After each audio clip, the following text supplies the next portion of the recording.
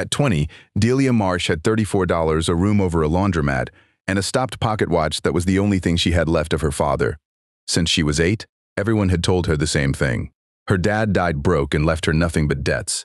So when a stranger called about a storage unit in his name, unpaid for 12 years and somehow never sold, she almost hung up. But the woman said an old man had guarded that unit until the day he died, under one instruction in his own handwriting: hold it for the girl. Delia had no key, so she borrowed her father's bolt cutters, drove to the edge of town, and cut the lock he had set 12 years before. What was waiting in the dark would prove that everyone had lied to her about who her father was and what he had left behind. But to understand why a padlock could break a grown woman's heart, you have to start earlier. On an ordinary Tuesday, in a room that smelled like dryer sheets and warm lint. The room sat above a laundromat on the low end of town, and the floor stayed warm all year from the machines running below. Delia paid $320 a month for it, and most months she made rent by a day or two. She worked the overnight restock crew at the big store out by the interstate, unloading pallets from 10 at night until 6 in the morning. And she slept through the loud part of the day with a fan going to drown out the world. That Tuesday, she was awake early because a kid from downstairs had knocked with a broken toy. His name was Marcus. He was 7, and he held out a plastic remote control truck like he was handing over something that had died. "It won't go," he said. "Mom said you fix stuff." "Sometimes," Delia said. She sat him at her little table and turned the truck over in her hands. The wheels were fine. The battery door was cracked but holding. She popped the shell with a butter knife because she did not own a real set of small screwdrivers anymore, and she looked at the board inside, and she found the break in about a minute. A wire had shaken loose from a solder point, which is exactly what happens when a 7-year-old drives a truck into the wall on purpose 40 times a day. "It's not broken," she told him. "It doesn't go." "That's different from broken." She heated the tip of a cheap iron she kept on the windowsill, touched it to the joint, and pressed the wire back down. The whole repair cost nothing but her time. "My dad used to say a thing isn't broken until you stop believing it can be fixed. This one just came apart. Watch." She snapped the shell back on and handed it over. Marcus mashed the controller and the truck shot across her floor and hit the baseboard, and he laughed the loud, delighted laugh of a kid whose world had finally done what he asked. $5, Delia said, because his mom always insisted, and because $5 was $5. He ran downstairs to get it. Delia sat back down and pulled the pocket watch out of her jacket, which was where it always lived, and she held it in her palm as she had 10,000 times. It was an old thing, steel, worn smooth at the edges with a lid that clicked open on a hinge her father had rebuilt himself. The hands sat at 4 minutes past 9. They had not moved since she was 8. She had never once wound it. She knew how. That was the thing nobody understood. She could have opened the back, cleaned the movement, given it a few turns, and heard it tick. She fixed other people's clocks for grocery money. But winding her father's watch felt like agreeing that time had kept going without him, and some stubborn 8-year-old still living inside her would not agree to that. So the watch stayed stopped, and that was the shape her grief had taken. Her father had been a repairman, Russell Marsh, though everyone called him Russ, and he could fix anything with gears in it. Clocks, watches, radios, the little motors inside window fans, the carousel at the county fair one summer when the man who ran it started crying because he could not afford the part. Russ found the part. Russ always found the part. He had a shop on the near side of town with his name over the door, and he let people pay him in tomatoes and firewood and nothing at all, and Delia had spent the first 8 years of her life sitting on a stool beside his workbench, handing him tools. Then one October morning, his heart stopped while he was carrying a box of parts up from the basement, and he was gone before the ambulance turned onto the street, and Delia's whole world went with him. She was 8. Her mother had died when she was 2, so there was no mother to catch her. There was only her father's business partner, a man named Gordon Vane, who was named in her father's will as her guardian. Gordon had never raised a hand to her or his voice. His cruelty was colder than that. He fed her, clothed her, drove her to school, and made sure she understood in 100 small daily ways that she was a duty and not a joy. The shop was sold within the year. There was no choice, he said. When she was 9, he sat her down at his kitchen table and explained it in the flat voice he used for everything. "Your dad was a good man, Delia, but he was a child about money," Gordon said. "He left debts, not treasures. I did you a favor keeping you out of them. Don't go dreaming about some inheritance, because there isn't one. There's just what I put on the table." She had believed him. Why would she not believe him? He was the only adult she had, and children believe the story the adults tell, especially the sad ones, because the sad ones feel true. So she grew up understanding that her father was a sweet and failed man who had loved her and left her nothing, and she carried that understanding the way she carried the watch, quietly, without setting it down. At 18, she moved out of Gordon's house and did not go back. They spoke maybe twice a year, on the phone, about nothing. He had a small locksmith and hardware business now, on the same block where her father's shop used to be, and she avoided that block because it still hurt to look at. So on that Tuesday, when her phone rang with a number she did not know, Delia almost let it go. "Is this Delia Marsh?" A woman's voice younger than she expected, a little rough, like someone who had been crying recently and was done crying for now. "Daughter of Russell Marsh? Who's asking?" "My name's Junie Brandt. My grandfather owned a storage yard out on the county road. He passed 2 weeks ago." A pause. "I'm sorry to call cold like this. I've been going through his books, and there's a unit out here in your father's name. It's been here since he died." Delia stood up. She did not decide to stand up. Her body just did it. "That's not possible. My dad's been dead 12 years. "I know. I saw the date on the paperwork." Junie's voice went careful. "The rent hasn't been paid since the second month. By every rule my grandfather had, that unit should have been auctioned off 11 years and 10 months ago. It wasn't. He never let it go. And I think I know why. But I'd rather show you than say it over the phone." "Show me what?" "There's a note. In his handwriting, in the ledger, next to your father's name." Junie took a breath.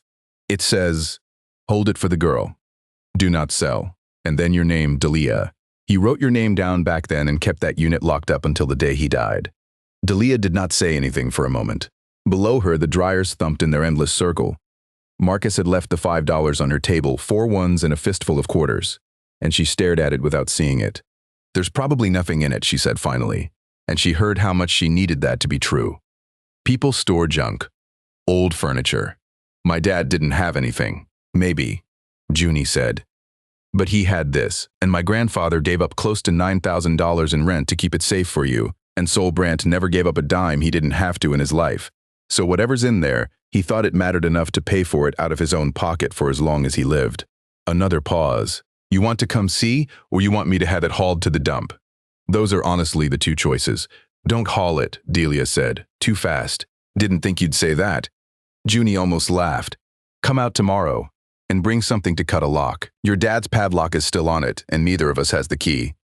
The storage yard sat 4 miles past the last stoplight, a double row of metal units behind a chain-link fence, with a small office out front and a sign that read Brandy Self-Storage in letters the weather had eaten down to gray. Delia drove out the next afternoon in her rusted little hatchback with a pair of bolt cutters on the passenger seat. The bolt cutters were her father's. That was the strange part she had not told Junie. When she moved out of Gordon's house at 18, she had taken exactly one thing from the garage without asking. A heavy pair of bolt cutters with red rubber grips and RM scratched into the steel handle. She had never used them. She had taken them because the letters were her father's initials, and because she wanted one thing in the world that his hands had held. They had ridden in her trunk for 2 years, waiting for a job, and now they had one. Junie Brandt met her at the office door. She was maybe 27, in a canvas jacket and work boots, with her grandfather's keys still on a ring at her belt. Her eyes were red-rimmed and tired, but she shook Delia's hand hard and looked at her straight. "You've got his face," Junie said. "I found a photo in the ledger. Your dad and my granddad standing in front of the shop. You've got his exact face." She stepped back. "Come in. I want you to see the book before we go out there." The office was small and smelled like burnt coffee and old paper. Junie pulled a heavy green ledger from under the counter, cloth-spined and swollen with 1,000 ruled pages, and she opened it to a place she had already marked with a folded receipt. There, in a careful hand, was a line for Unit 41, Marsh R. paid through December, and below it, in a different pen, pressed hard enough to dent the page, 4 lines that were not part of any accounting. "Hold it for the girl. Do not sell. Whatever the office tells you. Delia Marsh, when she is grown." Delia put 2 fingers on the words and did not trust herself to speak. "He never talked about it," Junie said quietly. "Not to me. I ran the front desk for him the last 3 summers, and I walked past that unit 100 times and never thought twice. Then he got sick this spring, and near the end he grabbed my wrist one night and said, 'Don't let them sell 41, promise me.' I thought he was confused. I promised him anyway." She swallowed. 2 weeks after we buried him, I found this. I've been trying to figure out who you were ever since. He knew my father. Looks like he loved your father." Junie closed the book gently. "Come on, bring the cutters. Whatever this is, it's been waiting on you long enough." They walked out along the row in the flat afternoon light. Unit 41 was near the end, a roll-up door the color of dried blood, and on the hasp hung a padlock Delia recognized before she was close enough to read it. It was a good lock, brass, oversized, one of the same padlocks her father had sold in his shop and swore by. A locksmith's daughter standing in front of her father's own lock, a dozen years too late, with no key. There was a bitter joke in it somewhere. Russ Marsh could open anything. He picked the neighbors' doors when they locked themselves out, opened a bank's antique vault once as a favor, taught a 9-year-old Delia how a pin tumbler worked using a cutaway he kept on the bench.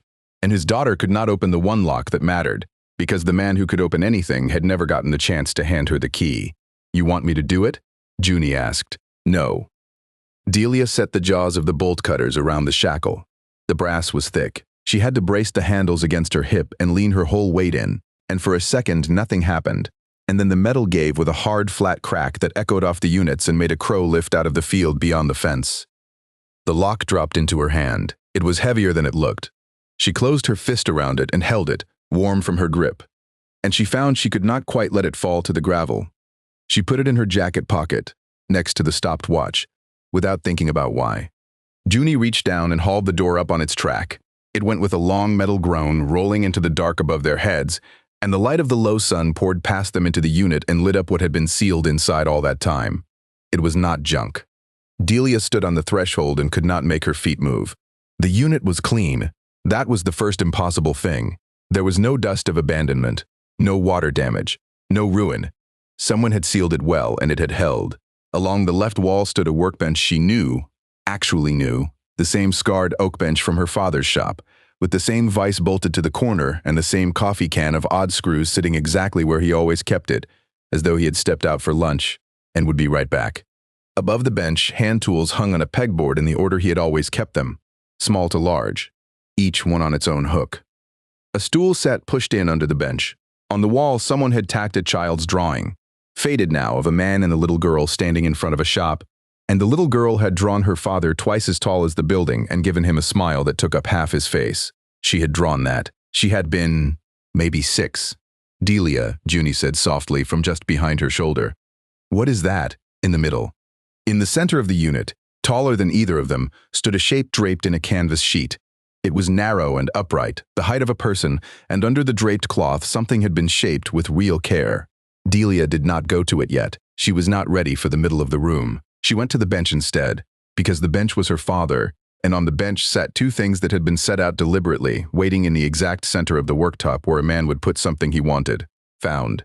One was a plain steel strongbox, the size of a bread loaf, with a small key already sitting in its lock. The other was an envelope, heavy paper, yellowed at the edge, and across the front, in her father's careful print, the print she had learned her letters from, one word: Delia. Her hand shook when she picked it up. She did not open the envelope first. Later she would not be able to say why. She set it down, turned the little key in the strongbox and lifted the lid, and inside, on top of a stack of papers and old savings bonds and a bundle of letters tied with string, lay a single folded document, thick and official, with a blue paper backing gone soft at the folds. She opened it. The heading was typed, but her father's signature was at the bottom, and the date beside his name, and she read the date twice because it could not be right. Last will and testament of Russell Allen Marsh. It was dated the March before he died, 5 months after the will that had given her to Gordon Vane, 5 months after the one everybody knew about, the one that left a repairman's daughter nothing but debts. Her father had written a second will, and no one had ever told her it existed.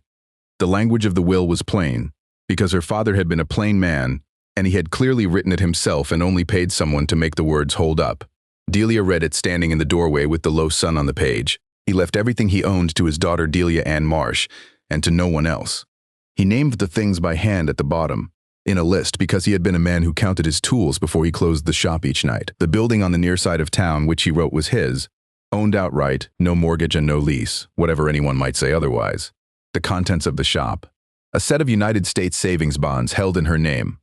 And, last on the list, in a phrase that made no sense to her yet, what I am building for her, which she will know when she sees it. At the bottom was his signature, and beside it the date, and below that 2 lines for witnesses that she did not read closely because her eyes had gone to the envelope with her name on it, and she could not put off opening it any longer. "You want a minute alone?" Junie asked quietly. "No," Delia said. "Stay. I don't think I can do this by myself." So Junie stood beside her, and Delia broke the seal on the envelope, and she unfolded 4 pages covered edge to edge in her father's small, careful hand. And she read them out loud, because saying the words made them real, and because it had been a dozen years since she had heard his voice and this was the closest thing left. "My Delia," it began, "if you are reading this, then I ran out of time before I could hand it to you myself. And that means it happened faster than the doctor swore it would. I am sorry for that first. Before anything else, I meant to be standing right here beside you." Her throat closed. She kept going. "So let me tell you the truth, since I am not there to soften it. My heart is bad. A doctor in the city told me so this past winter. He drew me a picture of it and said the word tired, like it was a mule that had pulled too long. And he told me it could be a year or it could be 5, and there was no way to know which. I did not tell you because you were 8, and you had already buried a mother you can't remember. And I could not put another grave in your head before I had to. Maybe that was wrong. A lot of what I did in these last months, I did not know if it was right. I only knew I did not have time to do it twice." Delia's hands shook. Junie reached over without a word and steadied the bottom edge of the page. "Here is the part I need you to believe, even if you believe nothing else. I did not leave you poor. Everyone is going to tell you I did. They are going to tell you your daddy was a soft touch who fixed the whole town for free and never had 2 nickels to rub together. And the free part is true, and I am not sorry for it. But I owned the shop, free and clear. Your grandfather bought that building in 1958 and paid it off with his own hands, and it came to me, and it is mine, and now it is yours. Nobody leased it to me. If a man tells you different, that man is either lying or he is stealing, and I have a bad feeling I know which man it will be." She stopped. She looked up at Junie. "Gordon," she said. "He told me it was leased. He told me he had to sell it off to cover the debts. There were no debts." "Keep reading," Junie said gently. "I think your dad knew." Delia looked back down. "I trusted Gordon Vane for 20 years. We started with 1 workbench between us and built the shop up together. And he was the brother I never had. But a man shows you who he is a nickel at a time. This past year, I have watched money go missing from the books in amounts too small to fight over and too regular to be an accident. Parts I ordered that never came. Cash from the register that walked off on the nights he closed. He thinks I do not see it. I see it. And when I go, he is the one the court will hand you to, because I wrote that in a will 3 years ago when I still believed in him. And I cannot undo it fast enough now without a fight that would drag you through the middle of it. So, I am doing this instead, quietly, like a man does when he is out of time and out of trust." There it was, the second will, explained in a single breath, and Delia felt the ground she had stood on for a dozen years tilt under her. "I made this new will," her father wrote, "and I had it done proper, signed and witnessed, so no lawyer of his can wave it away. I put it somewhere he will never think to look, with the one man in this county I would trust with my own child. When you are grown, it will find you. I have made sure of that, and with it you will find the shop and the tools, and a little money I set aside where Gordon's hands can't reach. And one more thing, the thing I have been building out here in the dark on my good nights when my chest let me." Delia turned to the last page. "I could not leave you a fortune, Delia. Men like me do not have fortunes to leave. But I thought long about what a father can hand a girl that time won't eat. Money runs out. It always runs out. So I left you the only thing that doesn't. A trade you can put your own 2 hands to, the same as I did, so you will never sit in a dark house waiting on somebody else to fix your life. And I left you me, as much of me as I could fit into a room. Everything I know how to do is in that shop and on that bench, and if you learn it, then I am not gone. I am just working in the next room. Finish what I started out here, and you'll understand. I love you more than the whole trade and every clock in it. Your dad." For a moment nobody spoke. Out in the field beyond the fence a bird was going on about something, and the dryers were 4 miles away, and Delia stood in the door of a metal box holding 4 pages of her father and could not see them through the water in her eyes. For a dozen years she had carried a stopped watch and called it the only thing he left her. She had been wrong about the watch. She had been wrong about all of it. "Delia," Junie said softly. "What did he build?" He kept saying, "Finish it." "Finish what?" They both turned to the shape under the canvas in the center of the unit. Delia crossed to it. Her legs did not feel like her own. She took a corner of the sheet in her fist, and she pulled it down, and the canvas slid off and pooled on the concrete floor. And she stood face to face with the thing her father had spent his last good nights making for a daughter he knew he would not get to watch grow up. It was a clock, a tall one, a floor clock, the kind that stands in the corner of a house and marks a family's whole life with its slow swing. He had built it from nothing. The case was cherry wood, hand-planed and joined without a nail she could find, dark and warm and glowing where the sun touched it. The face at the top was brass, hand-cut with the numbers standing up in careful relief. And along the base, worked into the wood in pale inlay so fine it must have cost him 100 hours by lamplight, was a single word, Dahlia, her name. He had carved her name into the foot of it so that whoever stood before this clock in 100 years would know exactly who it had been made for. "Oh," Junie breathed. "Oh, he made that. He made that by hand." Delia opened the tall door in the front of the case, and her heart, which had been breaking one clean way, broke another.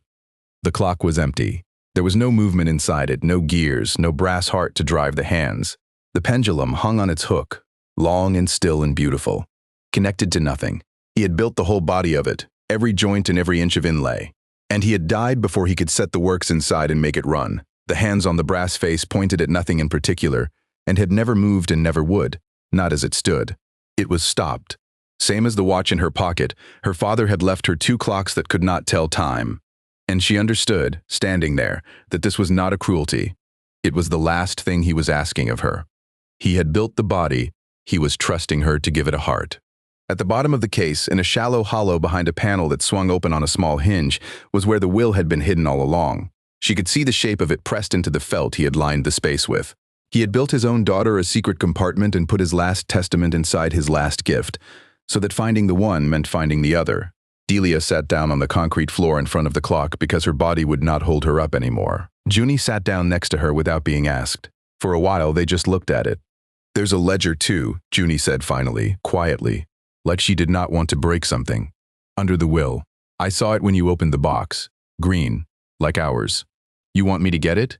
Delia nodded. Junie fetched the strongbox and set it between them on the floor, and Delia lifted out the bundle of tied letters and the savings bonds, and, at the bottom, a slim green account book worn soft at the corners. She opened it. It was the shop's ledger, her father's daily book, and the front 2/3 were ordinary business jobs and prices and dates in his tidy hand. A radio, $4. One mantel clock, cleaned and oiled, $6. A washing machine motor, parts only, no labor. No labor. No labor. No charge. Paid in eggs. Paid nothing.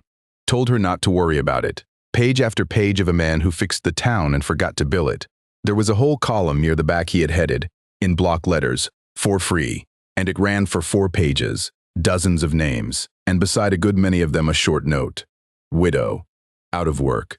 New baby. Lost the boy overseas. Her father had kept a running account of the people he had quietly carried, not so he could collect, but, it seemed, just so somebody would know they had been carried. And on the last written page, in a hand that pressed harder than the rest, 3 lines set apart from the numbers. "G thinks I don't see it. I see all of it. But a man is more than his worst year, and I am praying this one is his." Delia read it twice. He still hoped Gordon would come right, she said. Even at the end, even writing a whole new will to protect me from him, he was hoping he was wrong. That tracks with everything my granddad ever said about him. Junie pulled her knees up. "Can I tell you the rest now? The part I've been sitting on since you got here?" "Yeah. Your dad and my grandfather were friends for 30 years. I didn't know that until 2 weeks ago either, going through the books. Saul never talked about the people he cared about. But there's a photo, and there's this." She reached into her jacket and brought out a folded page torn from the front of the ledger she kept at the office, and on it, in an old man's shaky print, was written the same instruction Delia had already seen, and beneath it, more. "Russ Marsh kept me alive in the winter of '89 and never once brought it up after. When his girl comes, she is not a customer, she is family. Whatever it costs, eat it. Do not sell." "What happened in '89? Delia asked. "I don't fully know. My granddad had a bad stretch. Lost my grandmother, then near lost the business, then near lost himself, from what my dad let slip once. And somewhere in there your father did something for him big enough that Sol spent the rest of his life paying it back and never said the amount." Junie's voice went rough. "That's why he never auctioned this unit. It was never about the rent. Your dad saved him once, and holding this box for you was how he squared it. For a dozen years. Right up until he died." Delia held the 2 pages side by side, her father's and Sol's, 2 dead men's handwriting agreeing across the years about a promise she had never known was being kept. "He tried to find me," she said slowly. "Didn't he? Once. You said something on the phone." Junie nodded, reluctant. "There's a note in the margin from that first year. Saul wrote, went to the Vane house, the man turned me off the porch, said the girl wanted nothing to do with any of it and to stop coming around. Saul didn't believe him. But you were a little kid. And he had no standing, and Gordon had the papers that said he spoke for you. So Saul did the only thing he could. He waited until you were grown and out from under, and he kept the box safe until you'd be old enough that nobody could speak for you but you. She swallowed. You were 9 when he came to that door. He waited 11 more years. He almost made it. Delia set the pages down in her lap and pressed the heels of her hands against her eyes. I never even knew his name, she said. This man gave up his own money and told his family to keep giving it up for a girl he met once through a screen door, and I never knew he existed. And now I can't even thank him. You can finish the clock, Junie said. That's a thank you he'd take. Delia let out a breath that shook coming out. Then she picked the will back up off the floor. The second will. The real one, because there was one thing she had skipped past in her rush to the letter, and it was nagging at her now. The 2 witness lines at the bottom. A will was only worth the paper unless somebody had watched him sign it and put their own name down to swear he did. She held it into the light and read the first witness signature, small and neat. Then she read the second, and her breath stopped in her chest. The second name at the bottom of her father's will, written in the same tired, shaky hand as the note in the ledger, and the 4 lines that had guarded this unit for a dozen years, said Solomon Brandt. Saul had not only hidden the will, he had stood in the room and watched her father sign it. He had known from the very first day exactly who Delia was and exactly what she was owed, and he had carried that knowledge to his grave without ever once being able to hand it to her. Junie, Delia whispered. Your grandfather's name is on my father's will. Junie leaned in and looked and went very pale and said nothing at all. They sat with it a long time, the 2 of them on the concrete floor, until the sun dropped below the fence line and the unit went blue with dusk. Then Junie got up, found a fresh padlock in the office, and they closed the door on everything but the strongbox, which Delia carried out to her car and set on the passenger seat where the bolt cutters had ridden that morning. You can't leave the clock out here forever, Junie said through the window. But you can leave it tonight. It's waited longer than that. What do I do now? Delia asked. It was not really a question about the clock. You get somebody to read all this who knows what it means, Junie said. Before you say one word to that man in town, promise me that much. My granddad would skin me if I let you walk in there swinging. There was a legal aid office 2 floors above a pharmacy on the square, a cramped place with a paper sign taped in the window, and a weight to match. Delia had never spoken to a lawyer in her life. The one who took her file was a woman named Renee Farrow, maybe 40, with reading glasses pushed up in her hair and a desk stacked with other people's disasters. She had told Delia on the phone to bring everything, so Delia brought everything, and she spread it across the desk and watched the lawyer's face change. Renee read the second will first, then the deed. Then she went back and read the will again, slower, and she took the reading glasses down out of her hair and put them on. Okay, Renee said. I'm going to ask you some questions and I need you to not get your hopes up while I do it. Because law is slow and mean and I don't want to lie to you, understand? Understood. This will. It's dated after the one that went through probate, 5 months after. And these 2 signatures at the bottom, the witnesses. Are either of them alive? No, Delia said. One I never heard of. The other one is the man who hid it from me. He died a few weeks ago. Renee nodded slowly and tapped the page. That's less of a problem than you'd think. A will doesn't need its witnesses to be breathing later. It needs them to have been there when it was signed. And it needs to look properly done. And this. She turned it toward the light. This looks properly done. Whoever your father used knew what they were about. Notary stamp, 2 witnesses, everything named plain. This is not a napkin. This is a real later valid will, and a later will beats an earlier one. That is the whole ball game in one sentence. Delia gripped the arms of the chair. The first one already went through, years ago. The court read it. Doesn't that make it too late? It makes it hard. It doesn't make it too late. Renee leaned back. An estate can be reopened when a later will turns up. Even long after, especially when there's a decent reason nobody knew about it. And a locked box a dying man hid with a friend is a very decent reason now. She slid the deed to the top of the pile. This is the part that changes it from a sad story to a fight. Your father's will says he owned that shop building free and clear. This deed agrees with him. His name, no mortgage, no lease on record anywhere. You told me the man who raised you sold that building and kept the money and told you it was leased. He told me it was leased and there were debts. She told me for years.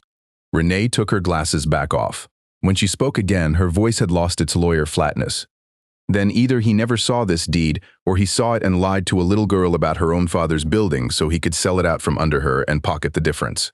And if he's been collecting rent on it since, or sold it and kept the proceeds, that is not a misunderstanding. That is a man stealing from a child he was appointed to protect. We can prove the ownership with this paper. The rest we can chase." The room was quiet for a moment. Somewhere below them, a bell dinged as someone walked into the pharmacy. "Is it real?"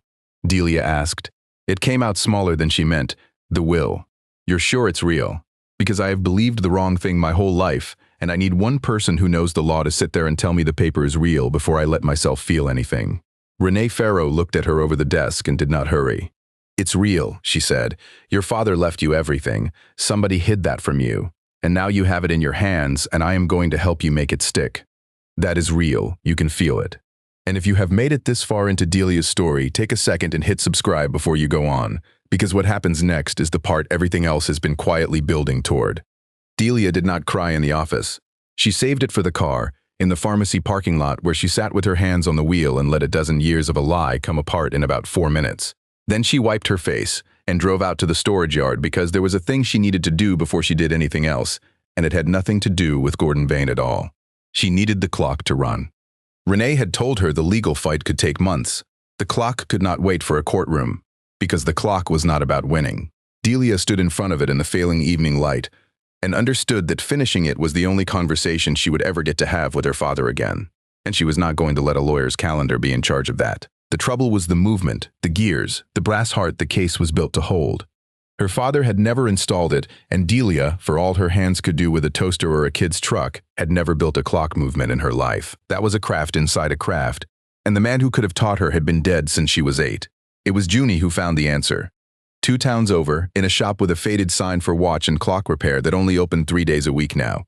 The man who ran it was old, older than Saul had been, with hands that shook until he picked up a tool, at which point they went still. Delia laid the whole thing out on his counter, the case measurements her father had left in the ledger, the empty movement seat, the beautiful dead clock she could not bring to life. She braced herself to be turned away, or quoted a number she could never pay. The old man listened to all of it. Then he said, "Whose clock did you say?" "Russ Marsh. He was my father. He had a repair shop over in town." The old man set down the loop he had been holding and looked at her for a long moment. "In 1991, he said, my mother's mantel clock stopped, and it was the last thing in the house that still had her husband's voice in it. If you follow me, because he'd wound it every night of their marriage. I couldn't fix it. I was younger then and prouder, and I couldn't admit I couldn't fix it. Russ Marsh drove 40 minutes to my mother's kitchen, fixed it at her table in an afternoon, drank her coffee, and would not take $1. Said a man shouldn't charge to keep a widow's husband talking." He picked the loop back up. "You bring me that case and those measurements. I'll cut you a movement at cost of the brass and not a penny of my time. And you'll sit here while I do it, because you're going to learn to service it yourself, so it never stops on your watch." He pulled a small brass gear from a tray and set it in her palm. It had a ring of fine teeth and a face cut into the shape of a crown. "This one is the escapement wheel," he said. "It's the piece that argues with the spring. The spring wants to give everything at once, and this wheel makes it let go one tooth at a time, and that arguing tick by tick is what people call time. Most men buy them. He cut them." He closed her fingers around it. "You keep that one. It's yours to practice on until your hands stop shaking." Delia drove home with the little gear in her jacket pocket, riding next to the stopped watch, and for the first time in years, the 2 things in that pocket felt less like grief and more like tools. That was how it started. The strange, slow gathering of people who remembered Russ Marsh. It turned out a whole town had been quietly carried by a man his own daughter had been taught to think of as a failure. Word moved fast, like it does in small places. An old woman brought Delia a photograph of her father at a church picnic. A man who owned the hardware store on the highway, not Gordon's, the other one, delivered a box of clock oil and fine files to the storage yard and left before she could thank him, with a note that only said, "Your dad staked me my first inventory in '84. We're square now." She had grown up believing she came from nothing and no one. She was learning she came from a man the town had loved so much it was still trying to pay him back through her. And she was not alone anymore, which was its own kind of shock. Junie came around most days. Saul had left her the storage yard in a house that was too quiet, and an old brown dog named Roscoe who had belonged to the both of them, and now would not settle for anyone. The dog had taken to riding in Junie's truck, and howling low in his chest, an old animal grieving an old man. And one afternoon, Junie showed up at the laundromat with him in the passenger seat, and a sheepish look on her face. "I can't keep him at the yard. He won't stop crying, and I work all day," she said. "But he sat in your dad's unit the one time I brought him, and he went quiet as a stone. First quiet he's been since the funeral." She scratched the dog's gray muzzle. I think he smells the same kind of man in that room that he lost. I know it's a lot to ask a person who rents one room. Dahlia looked at the old dog, and the old dog looked at her, and a knot that had been clenched in her chest for a dozen years loosened by one notch. "Landlord already hates me," she said. "What's one dog?" She opened her arms, and Roscoe climbed down out of the truck and leaned his whole weight against her legs. And that was that. She had a father's clock, a lawyer, a friend, and a grieving dog. And after years of having nobody, the fullness of it made her eyes sting. But there was still one door in town she had not walked through, and she knew she could not finish any of this until she did. She waited until she had the deed copied and the will safe and Renee's number in her phone. Then, on a gray afternoon with Roscoe asleep in the back seat, she drove to the block she had spent her whole adult life avoiding, and she parked in front of the small hardware and locksmith shop where her father's business partner had ended up. And she sat there until her hands stopped shaking. And she went in. A bell over the door announced her. The shop was small and dim and smelled of cut keys and machine oil, and it was losing money. Anyone could see that in the empty pegboards and the dust on the top shelves. Behind the counter, older and smaller than the giant who had ruled her childhood, stood Gordon Vane. He knew her at once. She watched it hit him. "Delia," he said carefully, "this is a surprise." "I found his storage unit," she said. There was no point in a long walk up to it. Out on the county road. Sol Brandt kept it locked for me until he died. I cut the lock open last week. Gordon's face did a complicated thing and then went still. "I don't know what that is." "You know exactly what it is." She set a copy of the deed on the counter between them, flat, so he had to look at it. "That's the shop. Dad's shop. His name, no mortgage, no lease. You told me it was leased. You told me there were debts and you had to sell it to keep me out of them. There were no debts, Gordon. He owned it free and clear, and you knew it because you ran the books with him for 20 years. For a moment, she thought he would keep lying. She could see him reaching for it. Then his shoulders came down and something old and tired settled over his face. "You don't understand what it was like," he said. "Your father was a saint and a fool in the same skin. He fixed the whole town for eggs and thank yous and left a business partner to make the numbers work. Do you have any idea what it is to be the one who says no? To be the villain in the shop so the saint can be the saint? 20 years I did that. And then he dies in one morning and leaves me a half-empty till and an 8-year-old girl, and everybody in this town looks at me like I'm supposed to be him. So you took the building."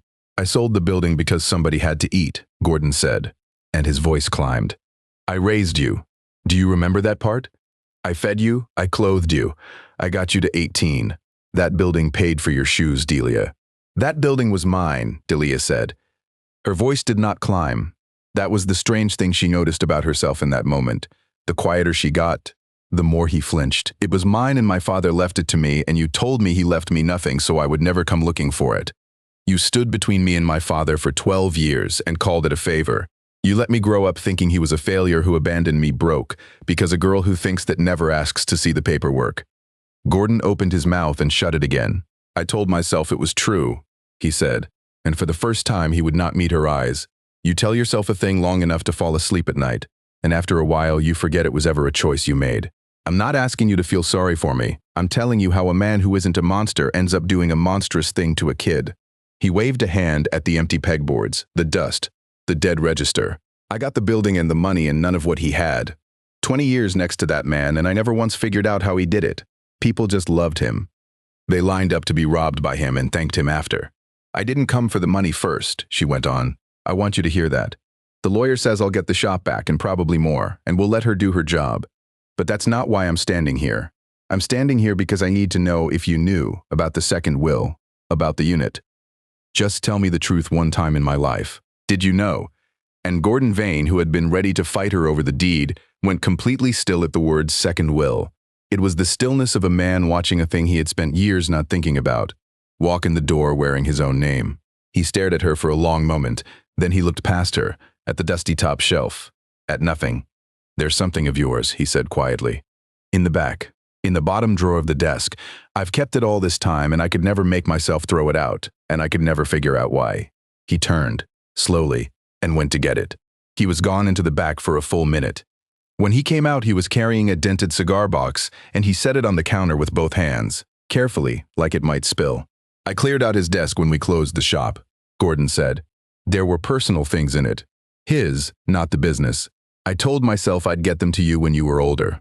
Then you were older and I still couldn't do it because handing you these meant sitting in a room with you, and I couldn't sit in a room with you and keep lying, and I wasn't ready to stop.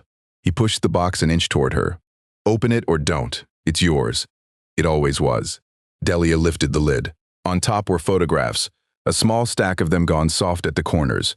Her father holding a baby that had to be her, standing in front of the shop squinting into the sun with a look on his face like he had won something. Her father at the workbench with a much smaller Delia on his knee, both of them bent over some open machine, both of them frowning the exact same frown. She stopped on one of them. In it she was maybe 5, sitting on the counter with a clock face in her lap, and her tongue poked out in concentration. And her father was leaning in from the side with his big hand laid over her small one, guiding it. She could almost feel the weight of that hand now, warm and sure across her knuckles. She had spent her whole life without a single picture of her father's face, believing there were none, and here was a stack of him, of them, warm from a drawer she had never known to look in. Underneath the photographs was a plain gold band, her father's wedding ring, and under that a ring of keys, the ordinary jumble any working man carries. House and truck and shop, and threaded onto it one small brass key that did not match the others, older and finer, with no label. Delia went still. She knew that key. She had cut its lock off a padlock a week before with her father's own bolt cutters, standing in the gravel with a crow lifting off the field. Because she had no key, and here it sat the whole time in a cigar box in a drawer in Gordon Vane's shop. "You had the key," she said. Gordon looked at the small brass key and his face folded in on itself. "I found it on his ring the week he died," he said. "I didn't know what it went to. It wasn't the shop, it wasn't the house, just some little key. And a couple years on, I figured it out, more or less. A storage place. Somewhere. He'd never mentioned renting one, and that was what scared me, Delia. Your father told me everything for 20 years, and he'd rented a unit somewhere and never breathed a word, which meant he'd hidden it from me on purpose, which meant..." He stopped. He put a hand flat on the counter to steady himself, which meant he'd stopped trusting me before he died. And if he'd hidden a thing from me, I had a pretty good idea what a dying man hides from the partner who's been skimming his register. So I didn't look for it. I could have. A few phone calls, I'd have found it. I chose not to make the calls for a dozen years because as long as I didn't find it, I could keep telling myself I hadn't done anything that bad. The shop was very quiet. Out in the car, Roscoe gave one low howl and went silent. "An old man came to your door," Delia said. "The first year, he came to tell me about the unit." Gordon closed his eyes. "A man came to the door," he said. "I don't think I ever knew his name. He said he had something of your father's for the girl and he wanted to see you. And I told him you were being looked after and didn't need any more upset and to stop coming around. He looked at me like he could see straight through my shirt to the back of my spine. And then he left, and he never came back. And I was glad. God help me, I was glad." He opened his eyes and they were wet. "I turned away the one man who was trying to hand you your father, because I already had my hands in the till and I was too far in to climb back out. That's who I am, Delia. That's the whole of it. I'm not going to dress it up for you." "Why'd you do it at all?" she asked. "Not a lawyer's question. A daughter's. You had a business. You had your half. Why take mine too?" Gordon was quiet for a while. When he answered, his voice had gone somewhere far off. "Because he had you," he said. "That's the ugly truth of it. I ran the numbers for 20 years, and I never had a wife who stayed or a kid who loved me, or a town that lined up to shake my hand. He had all of it, and he barely tried, and after he died, I looked around at what was left, and I thought, at least let me have the money. At least let me have the one thing I can actually hold." He shook his head slowly. "It doesn't make sense. Envy never does when you say it out loud. But that's the engine that ran it. I couldn't be him, so I robbed his kid and called it wages." Delia stood there holding her father's wedding ring in her closed hand. She had rehearsed this on the drive over, 100 versions of what she would say to Gordon Vane if he ever admitted it. In every version she was cold and certain, and she left him with something that would sit in him for the rest of his life. Now she was here, and he had done the thing she never expected, which was to tell the whole truth without being cornered into it, and all her sharp sentences had gone soft in her mouth. "I'm not going to forgive you today," she said finally. "I want to. I can feel how much lighter I'd walk out of here if I could just do it now and put it down. But it took you a dozen years to say it out loud, and it's going to take me longer than one afternoon to hear it. I'm not asking you to forgive me," Gordon said. "I'd think less of you if you did it this fast. I know you're not rich anymore." She looked around the failing shop, the empty pegboards, the dust on the top shelves. "The lawyer will want what's fair. I won't pretend I don't want the shop back because it's mine and he wanted me to have it, but I'm not here to put an old man out on the street either. I've slept on the street. I wouldn't do it to a dog. Gordon reached under the counter and came up with a single key on a paper tag, and he laid it next to the cigar box. The building's been empty 2 years, he said. Last tenant ran a print shop, went under, left me holding it. I've been paying taxes on a building I stole and couldn't even rent. There's a joke in there somewhere. He slid the key across the counter. Go see it before the lawyers make it complicated. Whatever the paper ends up saying, that shop is yours starting right now. I'm done standing in the door of it. Delia took the key. She picked up the cigar box and the photographs and her father's ring, which she slid onto her thumb because it was the only finger it fit. And she left Gordon Vane alone in his dim little store. A man who had finally set down a weight he'd carried so long he had forgotten it was not part of him. The legal part, when it came, was almost anticlimactic because Gordon did not fight. Renee Farrow had braced for a war and got a surrender. Gordon signed a statement admitting the building had been Russ Marsh's, owned outright, and that he had sold off its contents and told a child it was leased. He signed the deed back over. He agreed to pay what he could of what he had taken, which was not much, because there was not much left, and Delia told Renee to take his real number and not his fantasy one. You could get more, Renee said over the desk, not quite approving. I could, Delia said. I've got the shop, the tools, the bonds. That's what my dad left me. Bleeding an old man for money he doesn't have wasn't in the will. She thought about it. My father spent his whole life not charging people who couldn't pay. It would be a strange way to honor him, starting my new life by wringing out the one man in town who's got nothing left. Renee took her glasses off and studied her for a moment. Your dad would have liked you, she said, for whatever that's worth from a stranger. The shop building sat on the near side of town, where it always had, and Delia stood in front of it with the paper-tagged key in her hand and Roscoe leaning on her leg, and she made herself go inside. It smelled of dust and old paper, and underneath, faintly, of machine oil that had soaked into the floor over decades and would never fully leave. Someone else's failed print shop littered the front room, but the bones were her father's. The long counter still stood. The back workroom still wore the marks on the wall where his pegboard had hung, the ghost of every tool traced in clean paint against years of grime. She found the doorframe between the two rooms without meaning to. Low on the jamb, half buried under a print shop's coat of cheap white, were pencil marks her father had made. A little ladder of dates beside a name that had just been D back then, climbing the wood from knee height up to the last rung. Age 8. And then nothing. Whoever repainted the room had rolled right over her whole childhood without knowing it was under the brush. Delia pressed her thumb to the top mark, the height of the girl she had been the morning he died, and stood there without moving for a long time. Then she wiped her face and started measuring the back wall for a new pegboard, because the man who taught her had also taught her that grief gets lighter the second you pick up a tool. It took 3 weeks to make the shop fit to work in. Junie came with a truck and a shop vacuum and a bad radio she sang along to off-key. The watchmaker 2 towns over mailed a box of his own spare files with a note that said starter set, don't lose them. The man from the other hardware store showed up with a gallon of floor sealant and rolled it on himself and would not take a dime.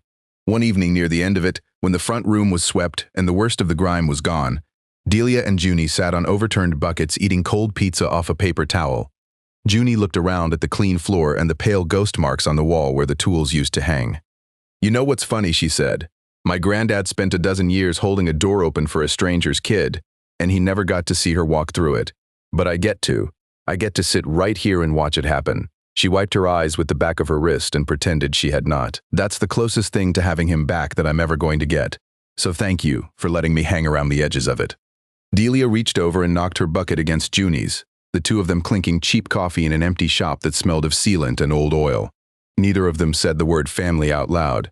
It was sitting right there on the bucket between them, and it did not need saying. And on a Saturday, the whole strange gathered family of people who had loved Russ Marsh helped his daughter carry a hand-built cherry clock from a storage unit on the county road into the back workroom of the shop where the man who made it had spent his life. The watchmaker had driven over that morning with the finished movement wrapped in a chamois cloth on the seat beside him, like a passenger. He set it in Delia's hands and folded her fingers around it. I put my name on none of it, he said.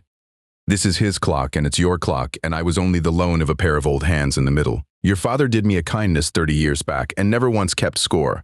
I've waited 3 decades to pay a Marsh, and I'll tell you what I learned in the waiting. A man's legacy isn't the money he saves. It's the people still square with him after he's gone. Russ Marsh died richer than anybody in this county, and the fool never knew it. He squeezed her shoulder. Now put my brass in his wood, and don't let your elbow drift while you do it. Then everyone left on purpose because Junie had the sense to herd them out. The last part Delia needed to do alone. She worked for 2 hours in the quiet, First the movement, seated and screwed down with a screwdriver that had her father's initials worn into the handle. Then the pendulum hung on its crutch, the weights threaded onto their cables. The whole case brought level with a scrap of shingle wedged under one foot, until the beat would fall even. Her hands shook at the start. Then the work turned fine, so fine that a heavy hand would ruin all of it. And her hands went quiet and sure, the same as the old watchmaker's did the second he picked up a tool. The same, she understood now, as her father's must have done 10,000 nights at this bench. She had his hands. Nobody could take that back or sell it off or lie to her about it. They had been hers the whole time, waiting under everything else. Halfway through, she almost stopped. A spring fought her. A screw dropped and rolled off somewhere under the bench, and all at once the whole size of the thing came down on her. That she was a warehouse stalker with 3 weeks of borrowed lessons trying to finish a dead man's masterpiece. And who did she think she was? She sat back on the stool. Roscoe raised his head from the doorway, and into the quiet came the thing her father used to say, the same plain sentence she had spoken to a 7-year-old with a broken truck a lifetime ago without ever once wondering where it came from. A thing isn't broken until you stop believing it can be fixed. He had left her more than a shop and a clock. He had left her that, the plainest sentence he owned, and it had been coming out of her mouth her whole life in his voice. She got down on her knees on the concrete, found the runaway screw against the baseboard, and went back to work. At last, there was nothing left to do but start it. A pendulum clock does not begin on its own. It has to be given the first push, one gentle swing to set the beat, and after that it keeps itself going, drinking down the weights and arguing with time one tooth at a time until someone forgets to wind it. Delia stood in front of her father's clock, in her father's shop, with his ring on her thumb and his stopwatch in her pocket, and his old dog asleep by the door. She reached in through the small door in the case and laid 2 fingers against the smooth brass disc of the pendulum. She held it there, not swinging it yet, feeling the weight of it, feeling 12 years hang on the end of a thread she was about to let go. Then she took a breath and she gave it the push. For a moment, nothing happened. Then the pendulum swung back on its own and caught, and swung again, and out of the deep of the cherry case came a sound Delia had never heard in her life, and knew in her bones anyway. Tick. A pause the length of a held breath. Then, tick. The clock her father built started keeping time on a Tuesday in October, 12 years late and right on time. Delia sat down on the concrete floor in front of it and listened to her father's clock breathe. She did not talk to it.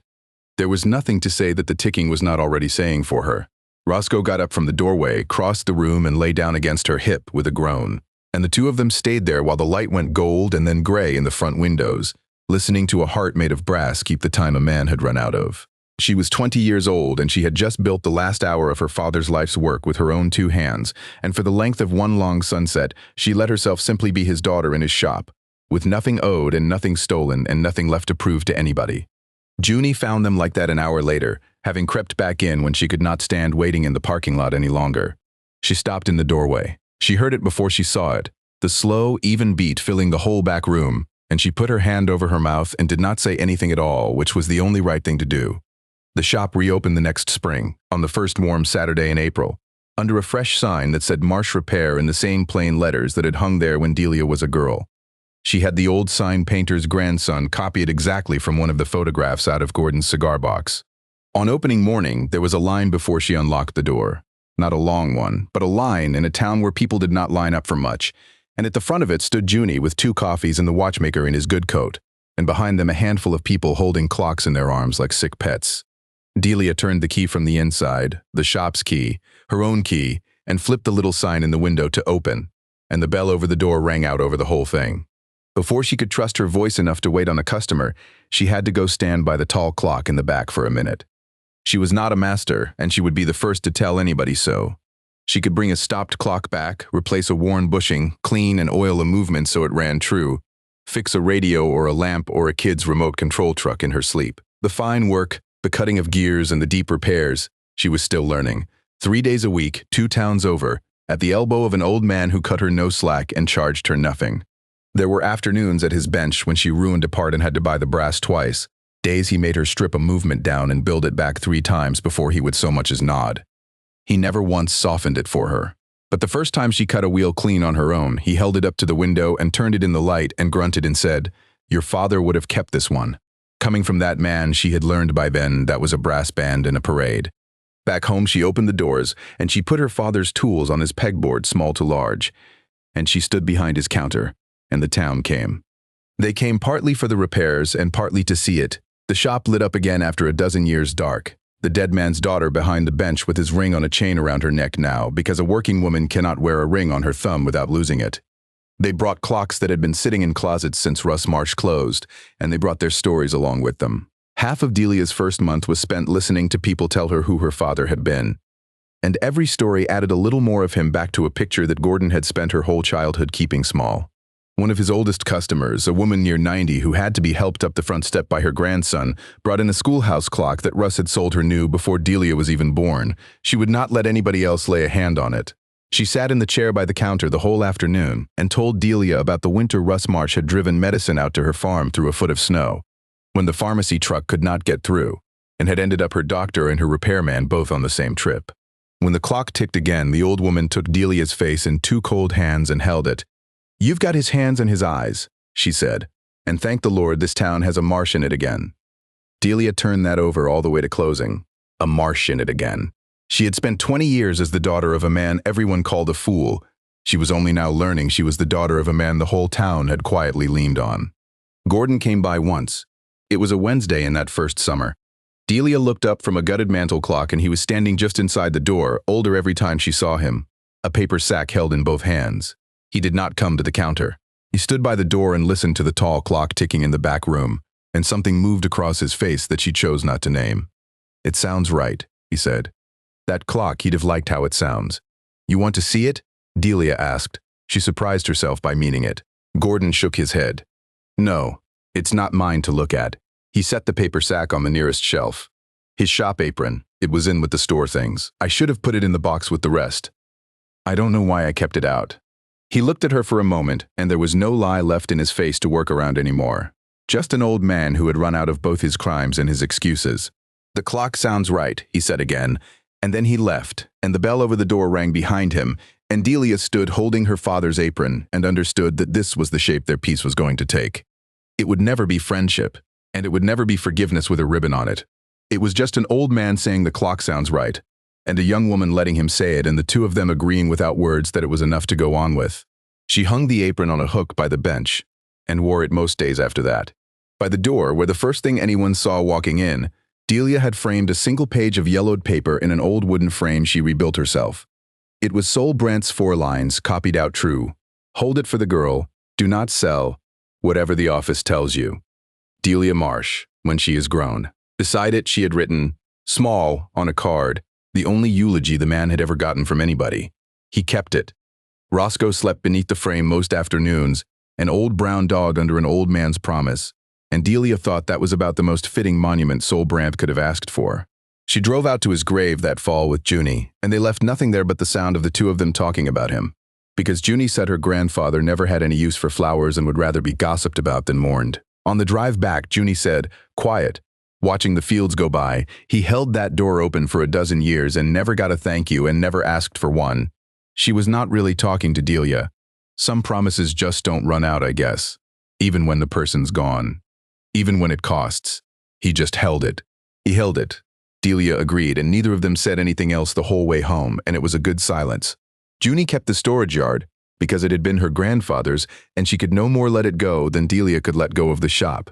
But she spent most Saturdays at the bench with a coffee, sorting screws into jars and fighting with Delia over the radio station. And if you had asked the two of them what they were to each other, they would both have shrugged, and neither would have said the true word, which was sisters. Delia moved out of the room above the laundromat that summer, into the small apartment over the shop where her father had once kept a cot for late nights. She slept better over the sound of that ticking than she had slept anywhere in her life. And Marcus, the boy from the laundromat, hunted her down inside a month, pedaling clear across town on a bike with a wobbling wheel and a busted headlight. And after that, he turned up most weeks with something broken and a long story about how it broke. Delia always found a reason it was not worth charging for. Marcus always left $5 on the counter anyway, because his mother still insisted, and Delia always dropped it into a coffee can she was slowly filling to fix the shop's tired roof. The girl came in on a gray afternoon in the second winter. She was 17, maybe 18, thin in a coat too light for the weather, and she stood in the doorway a long time before she came to the counter the way a person stands when they have already decided the answer is going to be no. She put a watch down on the glass. It was a woman's watch, old, gold-plated, wearing through to the brass at the band, and it was stopped. "It was my grandmother's," the girl said. She raised me, she passed in the spring. She kept her eyes on the watch, not on Delia. It stopped a couple weeks after the funeral, and I can't get it going, and I know I probably can't afford whatever it costs. I wanted to hear what it would take. That's all. To hear the number. Delia picked the watch up and opened the back and looked at the small stopped movement inside. And for a moment she could not speak, because she was 20 years old again and 8 years old at the same time, holding a stopped watch that was the only thing she had left of somebody, telling herself that letting it run again meant leaving them behind. Sit down, Delia said. This won't take long. I didn't ask you to fix it, I can't. Sit down, Delia said again, gentle. I'm not going to charge you. Somebody did a thing like this for my family once. A whole chain of somebody's, and none of them ever let me pay. This is how I pay. You sit there and you watch, so you know how to keep it running yourself. She cleaned the movement at her father's bench with her father's tools while the girl watched, and she talked her through it. The mainspring and the balance and the small crown-cut wheel that argues with the spring. One tooth at a time and makes the thing people call time. She oiled it and closed it, and wound it 4 turns, and she set it in the girl's hand. It ticked. The girl felt it come alive against her palm, and her face broke open, and she cried right there at the counter. And Delia came around and let her cry because she knew exactly what it was to hear a dead person's watch start breathing again. It's going to stop again someday, Delia told her when the crying had run its course. A year from now, 5 years, it'll wind down and scare you half to death. When it does, you don't panic, and you don't shut it in a drawer and mourn it. You bring it here, or you learn to do this part yourself, and you start it again. That's the whole trick to keeping somebody. You just keep starting them again. The girl nodded, wiping her face, holding the watch to her chest with both hands. What do I owe you? She said. Really, somebody down the road is going to be standing right where you're standing, Delia said, holding something that stopped. Sure, they can't afford to hope. That's what you owe. Not me. Them. Before the girl left, Delia opened her ledger, the shop's daily book, her own now, green like her father's and like Sol's. And she turned to the back where she had started her own column, headed in block letters, the same 2 words her father had used. For free. Under a short list that was already growing, she wrote the date, and one girl's watch, cleaned and started, and beside it, in her father's own shorthand, 3 words, raised by her grandmother. Then she stood in the front room of Marsh Repair after the girl had gone, and the tall clock ticked in the back, and the framed promise hung by the door, and the old dog slept, and Delia Marsh reached into her jacket pocket and took out the one thing she had carried, stopped, for a dozen years, her father's watch. The steel one, worn smooth, the hands sitting at 4 minutes past 9 where they had sat since she was 8, since the morning his heart quit on the basement stairs. She had known how to start it the whole time. 100 watches worse than this one had come alive under her hands over the past 2 years. She had only ever refused to start this single one, because starting it meant agreeing that the world had gone on turning without him in it, and some stubborn child inside her would not sign that paper. But she understood a thing now that she had not understood at 8, or at 20 either, until she felt a girl's grief go warm and ticking in her own hand. Winding the watch was not leaving him behind. It was carrying him forward. A stopped watch remembers a man, a running one keeps working for him.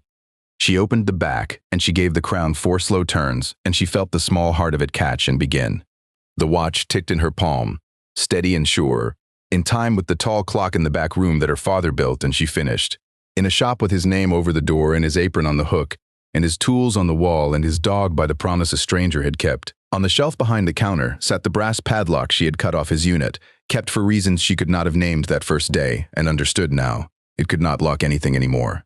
She did not need it to. She had her own keys these days, a whole ring of them to a shop that was hers, and a door she opened every morning herself. Her father used to say a thing was not broken until you stopped believing it could be fixed. He had been talking about clocks, but he had left the biggest broken thing of all in her hands, a life that everyone had told her was empty, a father everyone had told her was a failure, 12 years everyone had told her held nothing for her, and it turned out none of it had been broken at all.